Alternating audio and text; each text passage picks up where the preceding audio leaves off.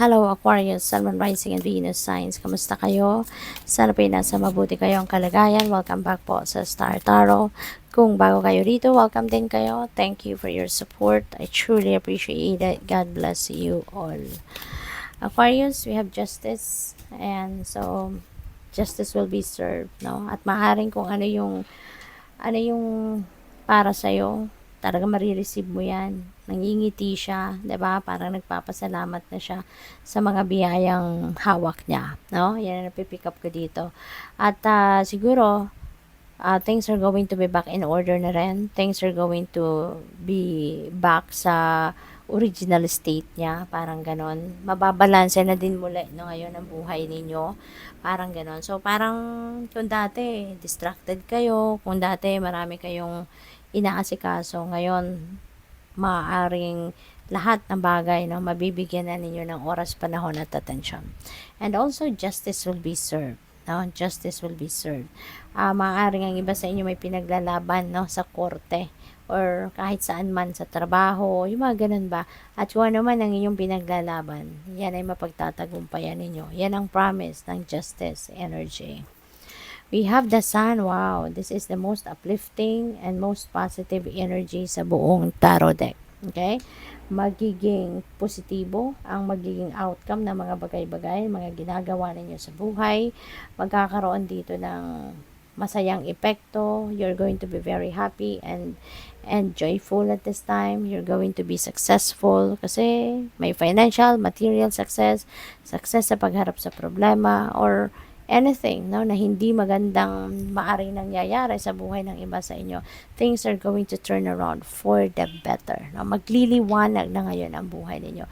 Magiging maayos na muli ang buhay ninyo. Okay? We have 9 of Wands. Ayan. So, parang boundaries, no? Ang naririnig ko dito, boundaries. Maybe kailangan mong protectionan ngayon ang sarili mo or protectionan yung mga valuables mo, protectionan at ingatan yung mga kayamanan ninyo or anything valuable, no?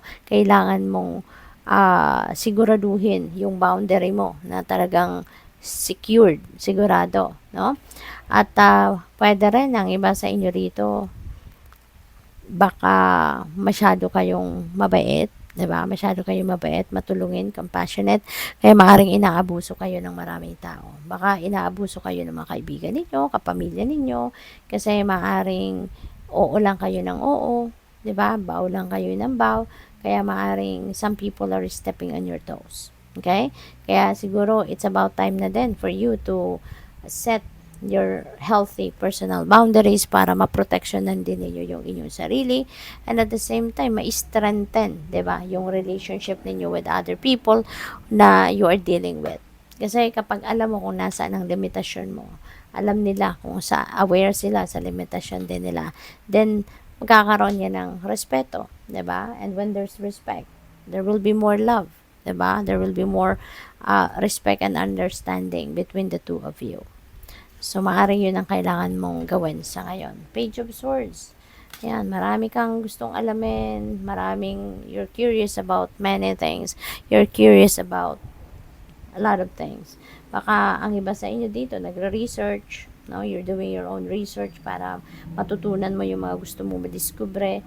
Maaaring ang iba sa inyo rito is also nag-aaral. Maybe you're going back to school, formal schooling, no? Yung mga ganon ba? So, pwedeng ganon. At, merong mga ibon, parang merong chismis, no? Yun na napipick up ko ngayon. Baka merong mga balita, merong mga impormasyon na paparating sa'yo, at maaring ito ay mga chismis, no? So, depende na sa inyo yan, ano, Aquarius, kung paano ninyo tatanggapin ang chismis na to, mga impormasyon na to, nasa sa inyo na yan. No? Kung paano ninyo, paano kayo magra-react, yung mga ganon. Ace of Pentacles, napakaganda. This is a new beginning energy at this is about abundance and prosperity. So, maaring maraming pera ang dadating sa inyo sa ngayon, and it could come from various sources or maaring maraming maraming iba't ibang financial opportunities ang pwedeng pumasok sa buhay ninyo din sa ngayon na siyang maghahatid ng prosperity and abundance sa buhay ninyo. So, pwedeng ganon, no? So, maganda to kasi mababago na nito yung sitwasyon ninyo pangkaperahan. Mababago nito yung financial landscape ninyo and you're going to be more, sagana ngayon sa pera, no? At magsisimula kayo ngayon, no, ng inflow of money, inflow of abundance. So, napakaganda. Maaari meron ditong magraregalo sa inyo, meron magbabayad ng utang, pwedeng mananalo kayo dito sa lottery or any game of chance, pwedeng ganon, or pwedeng may inheritance, no, na dadating. We have King of Swords. Wow. So, baka ang iba sa inyo magiging boss na, no? Baka magiging manager na kayo, supervisor, yung ganon. At there's a lot of information talaga, no, na dadating sa inyo sa ngayon. Aquarius, there's a lot of information coming in. Maaaring about yan sa pera, or about yan sa pag-aaral ninyo, or about doon sa kaso, or about sa kung ano man ang pinaglalaban ninyo. So, there are different kinds of information coming your way, at baka may kailangan kayong pagdesisyonan din dito, no? Pwedeng financial decision na kailangan ninyong gawin, pagmamanage ng inyong pera, at pwede rin na si King of Swords is someone professional na pwedeng lalapitan ninyo, 'di ba? To ask for advice, professional opinion. Baka siya isang bank official, no, or nagtatrabaho sa bangko. Pwedeng siya ay financial advisor, no? Baka siya yung lalapitan ninyo para matulungan kayo kung paano ninyo i-manage ang inyong pera. So, posible na may mga ganong sitwasyon. So, good luck sa'yo. Thank you for watching Love and Light. Namaste.